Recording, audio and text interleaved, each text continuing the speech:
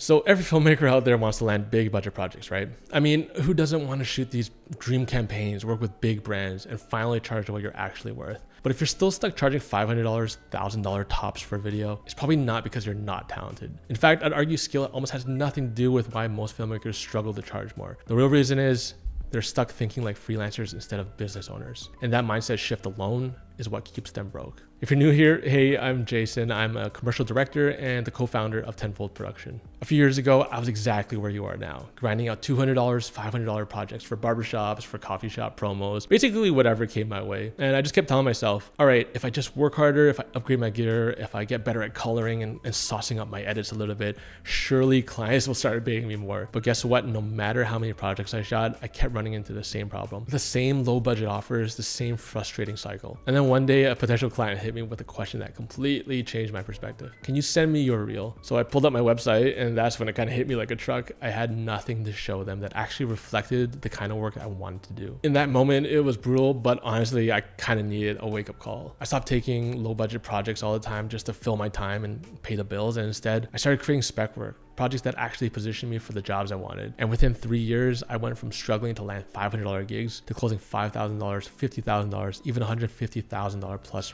brand campaigns. And now I get the same question all the time, especially from our students. How do you start getting high paying clients? How do you actually charge more for your work? How do you land your first $10,000 project? That's exactly what we're breaking down today. 5 steps that took me from an underpaid freelancer saying yes to pretty much everything to a filmmaker who lands premium clients, works on dream projects, and actually gets paid what he's worth. And by the end of this video, you'll have a very clear roadmap to do the same. But before we land that first $10,000 project, you need to be in the right rooms, meet the right people, because here's the truth, high paying jobs don't come from job boards. They don't come from cold emails, they come from connections. So let's start there. So early on in my career, I had this idea in my head, if I just worked hard enough and if I made my work good enough, people would just magically find me. I thought, all right, if I just keep shooting, improving my work and making it look more cinematic, spending more time on color and stuff like that, people would notice, but unfortunately, I was completely wrong. I remember back when we started Tenfold, I was grinding away at shooting fitness videos for like $1,000 for so many deliverables. And that might not sound too bad on paper, like, hey, if I just do enough of these, eventually I'll make decent money. But when you're handling everything from client management, shooting, editing, revisions, and splitting that with a partner as well, it started to feel like we were just running in circles. There was no way out of it. No matter how much effort I put into each project, I just didn't feel like I was moving forward. And so the same small budgets, the same small grind, the same feeling of feeling stuck with like our life for such a long time. And really there was one moment that made everything click. One day I remember we were sitting down looking at our computers and we were just feeling so drained. I had these ideas and skills and I knew I was capable of more, but I was still undercharging for everything. I felt super overworked. I was stuck in the same loop, and I started to look at other filmmakers and sat there and being like, okay, the ones that are actually landing big clients, if I had to ask myself what they're doing differently, the things that I noticed was that it wasn't their camera, it wasn't their edits, it wasn't their gear, it was actually their network. So the secret is the highest paid filmmakers, they weren't spending hours applying for gigs on random job boards. In fact, they weren't even chasing clients. Clients were coming to them, oftentimes through referrals, through relationships, through word of mouth. And that's when I realized I didn't need to find clients. I needed to put myself in the right rooms to actually go where the opportunities existed. So I stopped waiting for clients to actually magically show up in my inbox, but instead I got intentional with how we network. The first thing I did, I started showing up where the right people were. Because here's the truth, filmmaking is an industry built on trust and collaboration. So clients don't just hire strangers, they hire people they know, or at least the people that they've known through mutual connections, because that's a vouched relationship. So the fastest way to get on their radar, be where they are. I remember I started going to industry meetups, creative panels, local production events, and not really selling myself, but not to pitch myself either. It's just to be in the mix, be around, right? Because here's the thing, the more familiar faces, the more likely someone's actually gonna hire you in the future. It's sometimes as simple as that. And that's actually what happened to me as well. I met a producer at a small party, no work talk, no nothing. We just got to chatting and we started geeking over, commercials that we liked and stuff like that. So, that's a real genuine way to make that relationship work. And then really a few months later, he called me, he's like, hey, we're actually looking for a director for a project. Are you available? So that one single conversation, even though that wasn't the intention, it really just turned into a $10,000 plus project. And eventually it continues to build from there. And the best part is I didn't apply for it, right? I didn't send a cold email, and I just showed up in the right room at the right time and genuinely cared. After that, I made it a rule. Anywhere brands, agencies, filmmakers, Discords, whatever it is, wherever they're gathering, that's where I wanted to be. I started attending, film festivals, industry mixers, even brand launch events, because when you're in the right circle with marketing directors and people that actually have decision-making power, you start hearing about projects that aren't even really posted. They come straight to you. And if someone already knows you, trusts you, likes your work, and they see you're constantly growing, guess who they're going to call as their next person that they need to work with. Now listen, you don't need to be some networking genius to make this work. I'm definitely not. You don't need to walk into this room and shamelessly pitch yourself to everyone either. Actually, that's kind of the worst thing you can do. You need to actually introduce yourself, be genuinely interested in what other people are working on, and leave an impression, because if you're memorable, if you're already ahead of like 90% of other filmmakers, just by leaving a good impression. But what if you're not in like a major film hub? What if you don't have access to like big industry events? That's where LinkedIn and online networking come in. So I remember a while back, I reached out to a creative director on LinkedIn. He worked on a brand that I actually really wanted to shoot for. But instead of sending some generic message like, hey, I'd love to work with you, which, I get all the time, I made it personal. I spent time, instead of just sending that quick one, researched them, or researched the project, how they approached it, found real details in the project that you'd only know if you watched it, and sent them a great message responding to that. And you know what? He actually responded, because here's the thing, these are just regular people behind a computer as well. And oftentimes people love talking about their work. So that one single DM turned into a conversation. That conversation led into like a Zoom call, and that Zoom call eventually led to a project. It's sometimes that simple. That didn't happen overnight, but what I learned is online networking works exactly the same as in-person networking. Be genuine, be curious, and don't just hit people with a DM for work. People hate that. DM them to start a conversation.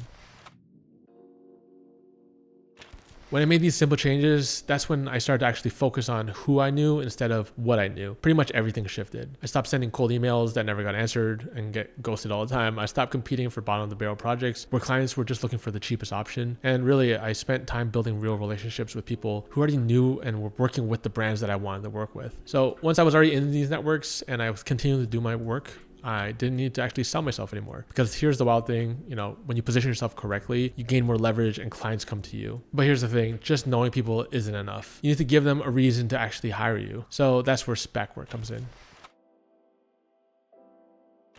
So I remember this moment vividly. I just got off a call with a potential dream client of mine, a brand I really wanted to work with. The conversation was flowing, we were vibing, I thought everything was going great. And then they hit me with the question that, every filmmaker dreads if you don't have a portfolio, and that's, can you send me over some of your examples of your commercial work? And I just froze. Not because I didn't have a portfolio, I did, but the second I pulled it up, I realized exactly what was gonna happen. My portfolio didn't match the type of work I wanted to be hired for. Event recaps, fitness videos, small business promos, that's exactly what I had in my portfolio. But I wasn't trying to shoot more, barbershop videos. I wasn't trying to do more coffee shop promos. I wanted to break into high-end commercial work, and my portfolio told a completely different story. And in that moment, I realized something brutal but true. Clients don't hire you based on what you're capable of. They hire you based on what they can see. It didn't matter if I knew how to shoot a luxury car commercial. If I didn't have proof for it, why would the brand take a chance on me? A good example of this is I wanted to work with Lululemon. So when they asked me to send over a reel, I had absolutely nothing. Not because I wasn't talented, not because I wasn't capable, but because I had no proof. And that's when I realized clients don't hire you based on what you're capable of. They hire you based on what they can see. So instead of waiting for the perfect opportunity, I had to go create my own. So where did I start with all this? I started with researching who they are, the voice they have, the branding, and the marketing around Lululemon. I saw that running was actually going to be a core theme and something that they were pushing more of. So I built a running spec, simple concepts, easily accessible locations, friends that I could pull favors from, and we executed at a high level. And that one piece completely changed how I positioned myself. Most filmmakers make spec work, post it on Instagram, and hope brands find them. That's not how this works though. If you want spec work to actually get you hired, follow these 3 rules. Rule number 1, your work needs to look expensive. If it looks like a practice project or a passion project, it won't work. It needs to feel indistinguishable from real commercial work that you would see in like their ad libraries. Because here's the truth, if your work doesn't look premium, it doesn't attract a premium rate. Because here's the truth, if your work looks premium, clients assume you charge premium rates. Rule number 2, pick an industry, create work that fits it. Most filmmakers make random spec work. And if you want to work and shoot for Lululemon, for example, make a Lululemon style ad. Study their campaigns, analyze their brand identity. Create something that actually looks like it belongs in their ad library. Because here's the truth, clients don't like imagination, or they don't want to imagine if you can actually handle a project. You need to hand them proof that you're already operating at their level. Number 3, don't just post it, send it directly to brands. Most filmmakers upload their spec work and just hope for the best. Like that's not a proactive approach, and instead send it directly to the decision makers. Hey, I saw your last campaign for Lululemon. It was so beautifully shot. I just directed this piece on spec in this exact style, and I'd love to hear your thoughts. Here's the link to it. This simple shift, this kind of like not super stressful to try to pitch and sell to people. It just opens things up to get the conversations going, right? So like not just making spec work, but strategically sending it to the right people, landing me paid work afterwards. One of the big takeaways is being top of mind is everything. Because when people see you're not creating work, it signals a few things. You're not practicing, you're not in demand, you can't execute without prompting. Think about it this way. Would you rather hire a filmmaker who's constantly testing, creating, pushing their craft, or the one who looks like they're just waiting for their turn? Brands look at this exact same way. If they see you putting in the work before they're even asking, or you're really just positioning yourself as the right choice, as the right filmmaker to work with them. Now, if you're wondering how to actually build a portfolio that attracts high-paying clients, that's exactly why we created Cinematic Portfolio Mastery. This is an 8-week live program where we walk you through step-by-step how to create a high-end commercial portfolio, even if you don't have big clients yet. Here's what you'll have by the end of the program: a polished commercial spec project, shot and edited at a level that actually gets you noticed. The skills to price your work so you can actually confidently charge what you're worth now. No more guessing how to land bigger clients. Enrollment opens February 17th. Spots are limited, so check the link out in the description below. Here's the thing, just having great work in your portfolio isn't enough. You need to build relationships that make clients trust you enough to actually hand you a $10,000 plus budget. And that's exactly what we're talking about next. So I landed my first big commercial gig, not because I had the best gear, not because I even had the most experience, and definitely it was not because I sent out 100 cold emails. It was because of one relationship.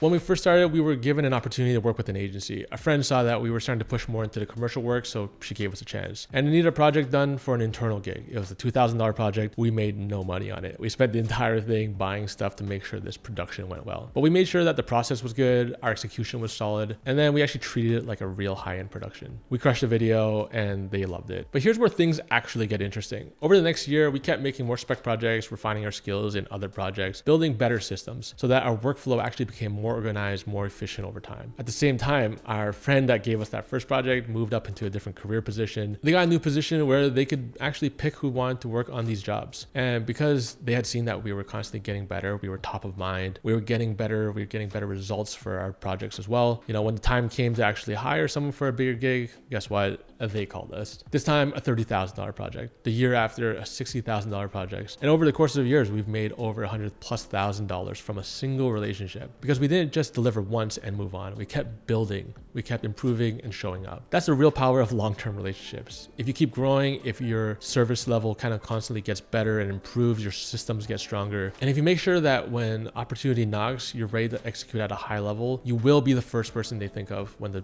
next project comes in.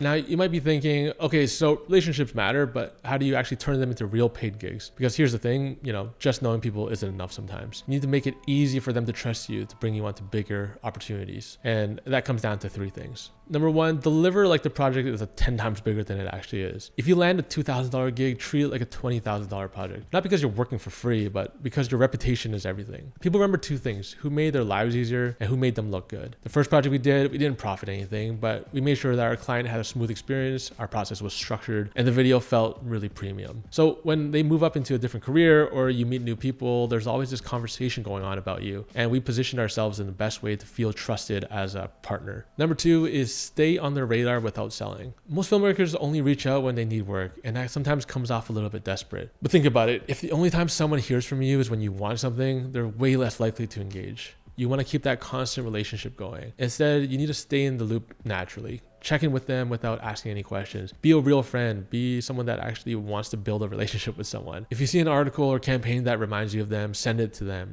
No pitch, no ask. Just stay relevant, stay top of mind, and keep things super natural. I do this all the time, right? I've sent DMs to producers just saying, hey, great job. Like anyone that I've worked with in the past and they're putting out something new and cool, like genuinely care about what they're doing, because these are actually relationships further than just work. These are like potentially friends, colleagues, people that you want to work with long term. And you know what happens? A few weeks weeks later, I'll typically get a message saying like, hey, we're actually doing this project. You came up at the perfect time. Are you available? That's how opportunities actually happen, right? Like not from cold outreach, not from random pitches, but from being top of mind when it matters most. Number 3 is keep improving so you're always the best option. Here's one of the biggest mistakes I see from filmmakers. They land one big job and then they think they've made it. And honestly, they sometimes stop doing work and they stop improving because they think they're going to live on the laurels of this one project. But if you stop improving, if you're still operating at the same level every year, people will outgrow you. That's actually one of our mottos, to just outgrow people, move faster, try new things, test fast and fail fast is part of what we do. The reason why we got hired for bigger and bigger projects wasn't because we stayed in touch all the time, but it's also because they saw our work, right? Like they saw us getting better, testing, doing more projects,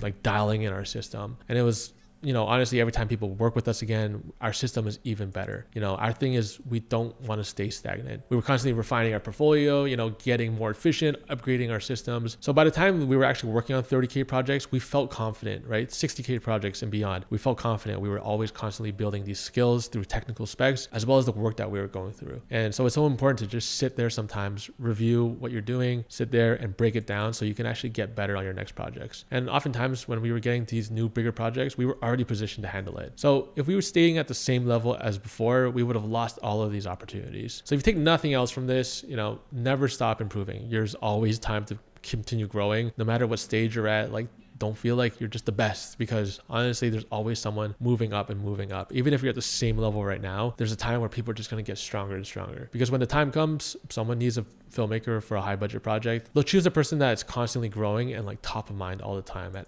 executing at that level that it needs to be. So, you've built strong relationships. There's still one problem, and this is one that stops a lot of people. It's closing the deal, because at some point you actually have to sell your work, unfortunately. And for most filmmakers, selling is actually the hardest part. So we're going to break that down, exactly how to actually sell, close a deal without feeling super pushy or salesy.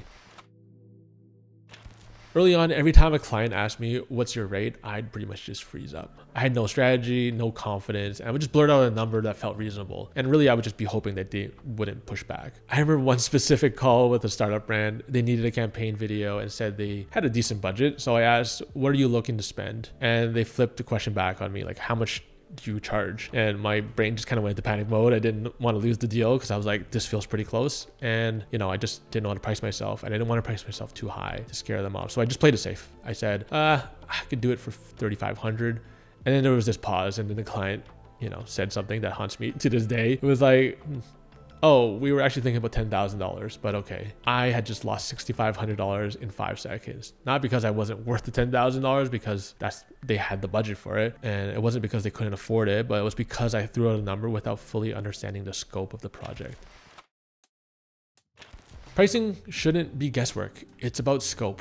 Most filmmakers make this mistake. They throw out a random number before they even know how complex the project is, what the deliverables are, what the timeline looks like, and who owns the rights and licensing. This is the biggest thing you should learn from this, is scope is everything. If you don't price based on scope, you risk underpricing yourself and losing profit, not budgeting enough for crew or resources, saying yes to a project that isn't even possible. So before you ever talk about price, you need to break down the scope completely. Now, here's the 3 pricing shifts that will help you charge more. Once I stopped guessing my rates and started pricing based on scope, everything changed. Here are the 3 pricing shifts that made the biggest difference for us. Number 1, get the full scope.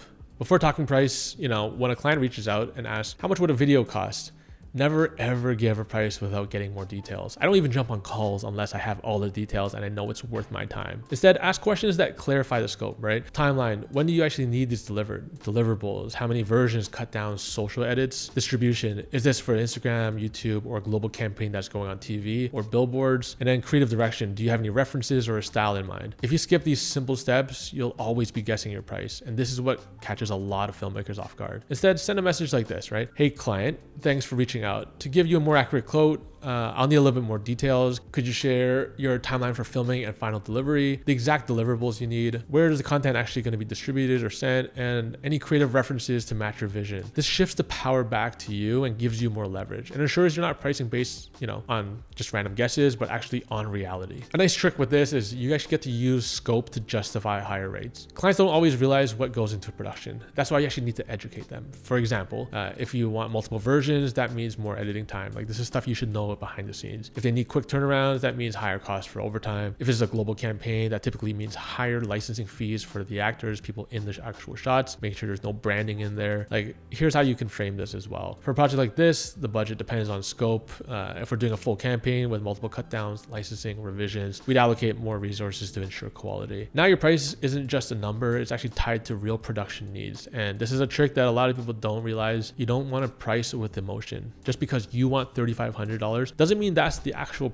correct price for the production. There might be so much more expenses involved. There might be actual numbers that you need to, think about before you give them a quote. And so transparency around this is actually super important. Number 3 is anchor your price higher than what you actually need. Sometimes we like to do this because you have to make profit as a filmmaker. You want to ensure that you're actually able to continue and make profit and have buffer room in case anything happens. So when you need to give a client a price, typically we do a little bit higher unless they have a very strict budget to work with. For example, if I want to charge $7,500 for a project, I don't just say $7,500. Maybe I'll just jump it up to $10,000 because there's always insurance costs as well as production fees, which you always want to buffer in for yourself. And so I would say something like, for this project, my rate starts at $10,000, and we'd actually have an entire breakdown of our quote. I think transparency is one of the biggest things to learn when it comes to filmmaking, because there's always this middle ground where people are just guessing back and forth, you tell me the price. No, you tell me the price. Once I know the full scope, I can actually go and try to break down the actual price into a template that we use, like our budgeting template.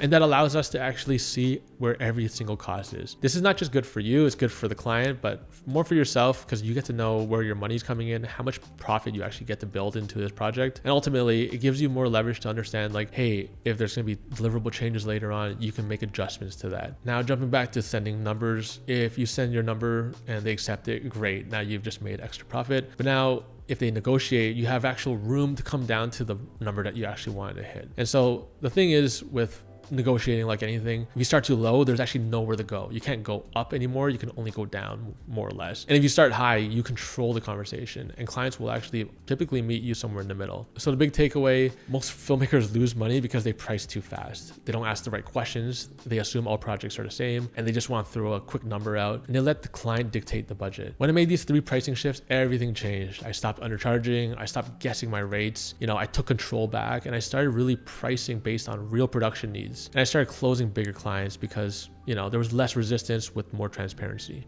Even if your work is amazing, clients still need to trust you before they hand over a $10,000 plus project. And that comes down to having the right systems, because high budget clients don't just hire based on skill. They hire filmmakers who make their entire process smooth, clear, and stress-free. And that's exactly what we're covering next.